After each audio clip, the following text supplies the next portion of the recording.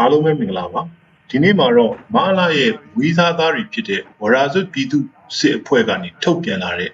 CZ55 VTOL Drone ရဲ့အားနည်းချက်အားသာချက်တွေရဲ့ဘာဘာနဲ့ဖယ်ပြလိုက်ဘလို့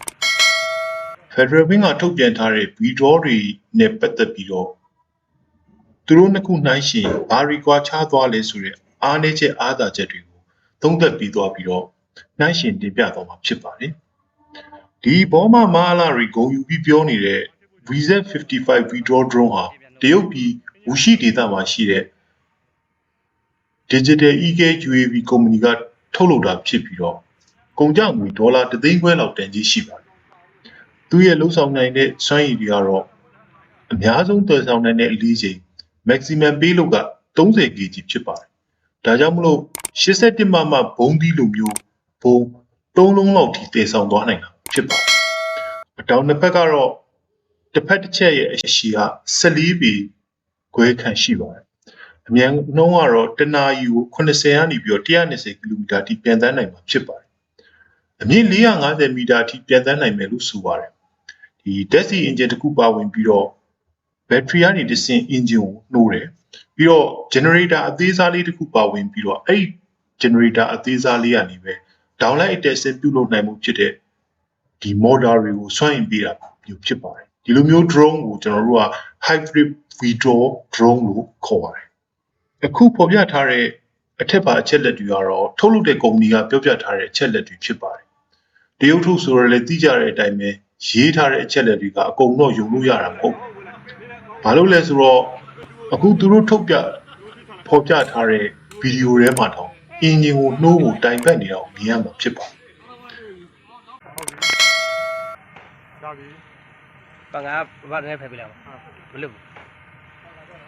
နောက်ဗီဒီယိုထဲမှာကြည်ပါအဘဆိုတဲ့သူကလည်းနားမလဲပဲနေရဲ့အတောင်ပန်းသားကိုကတ်ပြီးတော့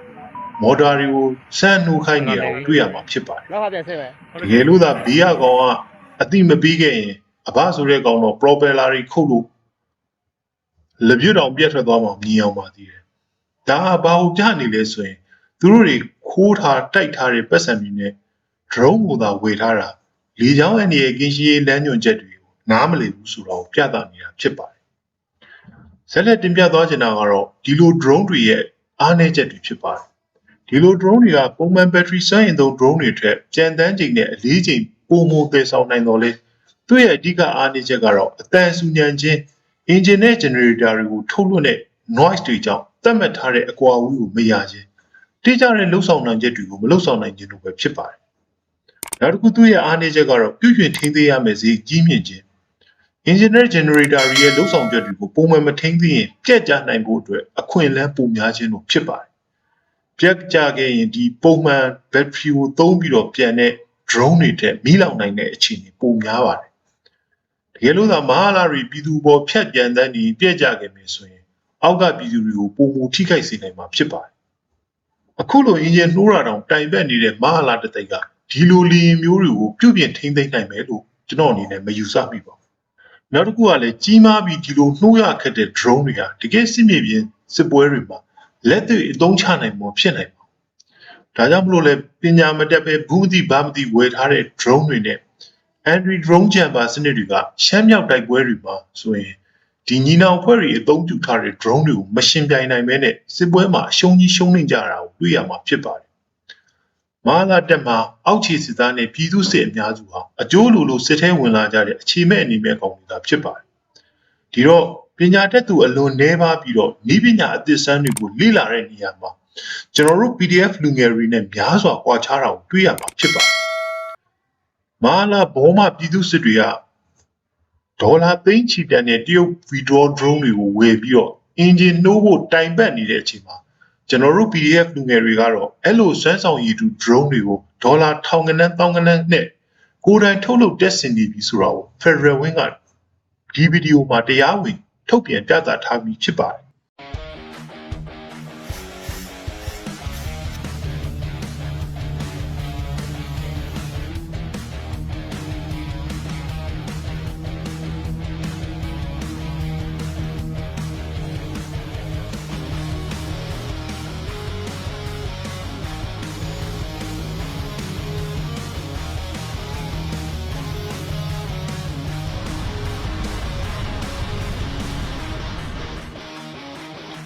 တော့ဒီလိုမျိုး VTOL Drone တွေကိုစတင်အသုံးပြုနေတာ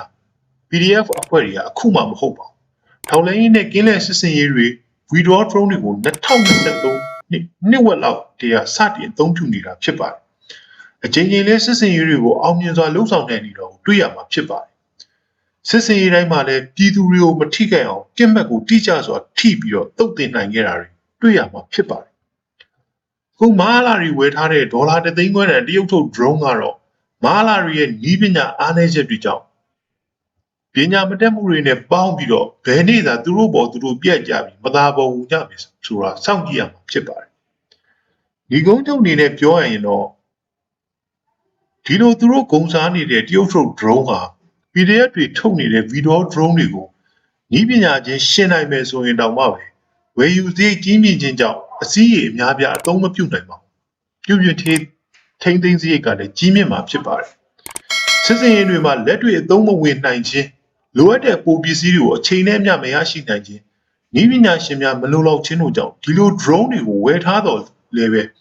မြောက်လက်ထဲကိုတက်တက်ထည့်ပြီးထားသလိုပဲဖြစ်နေမှာဖြစ်ပါတယ်။ထိရောက်တဲ့စစ်စင်ရေးတွေတံပြန်စစ်စင်ရေးတွေလှုပ်ဆောင်နိုင်မှာမဟုတ်ဘူးဆိုတာကိုတင်ပြပေးလိုက်ရပါတယ်။ကျွန်တော်ပြောနေကြနောက်ဆုံးစကားလေးအတိုင်းပဲကျွန်တော်တို့ဟာဒီဒေါ်လာရင်းမှာမဟာလာရီထက်အဆအရာရာတာလွန်လျက်ရှိတာကိုတွေ့မြင်ရမှာဖြစ်ပါတယ်။ကျွန်တော်တို့ပြည်သူတွေကလည်းကိုတော်လန်ပြည်သူတွေအဖြစ်ခံယူပါဒေါ်လာရင်းကိုကြာရနေရာကနေပြီးတော့ဒီထက်ပါဝင်ကြပါစို့လို့တိုက်တွန်းရင်းနဲ့ညီကုန်းချုပ်ပါတယ်။နောက်ဗီဒီယိုမှာပြန်တွေ့ရမယ်